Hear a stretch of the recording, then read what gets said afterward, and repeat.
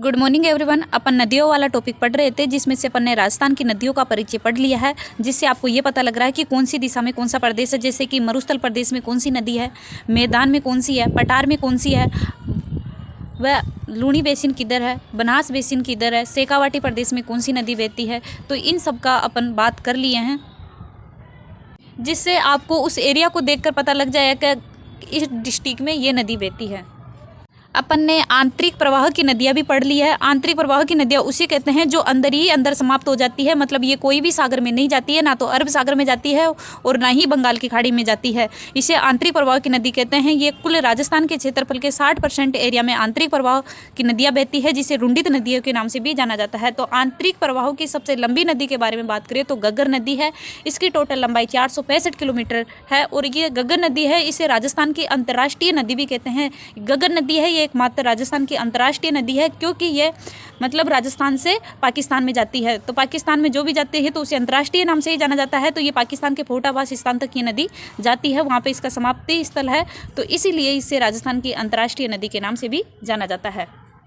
इस 5 से 6 मिनट के वीडियो में गग्गर नदी में से जितने भी एग्जाम में क्वेश्चन पूछे जाते हैं उन सब की अपन बात कर लेंगे। जैसे कि आपके AA है, उसमें भी नदियों वाला टॉपिक दे रखा है। उसमें भी पिछली बार पेपर हुआ था 2021 में, उसमें पूछा गया था कि गग्गर नदी के बहाव क्षेत्र को या प्रवाह क्षेत्र को क्या कहते हैं, तो उसे नाली व पाट के नाम से भी जाना जाता है। और इस गग्गर नदी को हनुमानगढ़ में मतलब स्थानीय भाषा में इसे नाली के नाम से भी जाना जाता है। आपसे क्वेश्चन ऐसे पूछ लिया जाता है कि मतलब गग्गर नदी को हनुमानगढ़ जिले में या फिर स्थानीय भाषा में किस नाम से जाना जाता है, तो इसे नाली नाम से जाना जाता है।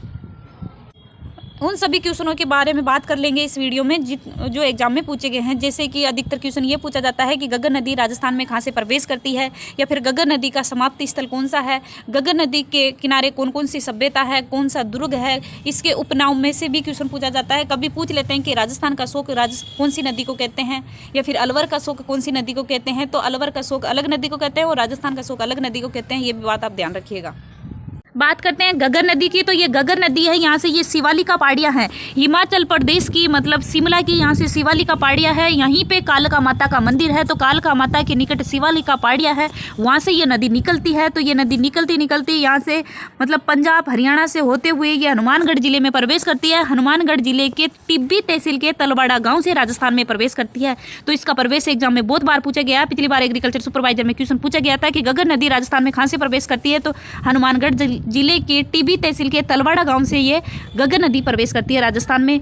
और नेक आगे ये नदी जाती है, तो इसके किनारे तलवाड़ा झील है। तो आप तलवाड़ा गांव से तलवाड़ा झील को याद रख सकते हैं, क्योंकि इसका जो प्रवेश है राजस्थान में, तो ये हनुमानगढ़ जिले के टिब्बी तहसील के तलवाड़ा गांव से राजस्थान में प्रवेश करती है। फिर नेक थोड़ी आगे और जाती है, तो इसके किनारे पर कालीबंगा और पीलीबंगा सभ्यता है। कालीबंगा और पीलीबंगा सभ्यता में से भी एग्जाम में क्वेश्चन पूछा जाता है। सबसे पहले क्वेश्चन नॉर्मल से यही बात पूछ लेते हैं कि कालीबंगा सभ्यता कौन सी नदी के किनारे है, तो ये गग्गर नदी के किनारे है। और सबसे ज्यादा क्वेश्चन ये पूछा जाता है कि कौन सी सभ्यता में नाली मतलब लकड़ी की नालियां मिली थी, तो कालीबंगा सभ्यता में लकड़ी की नालियां मिली थी। और कालीबंगा सभ्यता में समकोण सड़कें हैं, खेती के अवशेष मिले हैं। तो ये सब कालीबंगा सभ्यता की बातें हैं। वो सभ्यता आपको अलग से पढ़ाई दी जाएगी, उसमें आपको इन सब बता दिया जाएगा। फिर इन सभ्यताओं से थोड़े से आगे जाती है नदी, तो यहाँ पे भटनेर दुर्ग है। भटनेर दुर्ग भाटियों ने बनाया था, भाटियों की मरोड़ भी कहते हैं। तो एग्जाम में क्वेश्चन ऐसे भी पूछ सकते हैं कि भाटियों की मरोड़ राजस्थान के कौन से दुर्ग को कहते हैं, तो भाटियों की मरोड़ है वो भटनेर दुर्ग को कहते हैं, क्योंकि ये भाटियों ने बनाई थी, तो इसे भाटियों की मरोड़ भी कहते हैं। और ये राजस्थान का सबसे पुराना दुर्ग है। ये विदेशी आक्रमण झेलता है, सबसे ज़्यादा विदेशी आक्रमण भी भटनेर दुर्ग झेलता है, और ये राजस्थान का सबसे पुराना दुर्ग है। और एक बात और ध्यान रखिएगा कि इसमें हिंदू और मुस्लिम महिला हैं, दोनों ने साथ में जोहर किया था भटनेर दुर्ग में। एग्जाम में आपसे क्वेश्चन पूछ सकते हैं कि हिंदू और मुस्लिम महिलाओं ने साथ में जोहर कौन से दुर्ग में किया था, तो ये भटनेर दुर्ग में किया गया था। ये भटनेर दुर्ग ये सबसे पुराना दुर्ग है और ईंटों से बनाया गया दुर्ग है। तो ये गग्गर नदी यहाँ पे भटनेर में आते हुए यहाँ पे समाप्ति स्थल माना जाता है इसका। फिर अगर ज़्यादा बारिश हो जाए तो ये यहाँ से भटनेर दुर्ग से गंगानगर होते हुए यहाँ पाकिस्तान में पहुँच जाती है। पाकिस्तान के बहावलपुर गांव के फोटाबास स्थान तक ये नदी जाती है। तो RS की एग्जाम में पूछा गया है कि गग्गर नदी का समाप्ति स्थल क्या है, तो गग्गर नदी का समाप्ति स्थल है फोटाबास पाकिस्तान।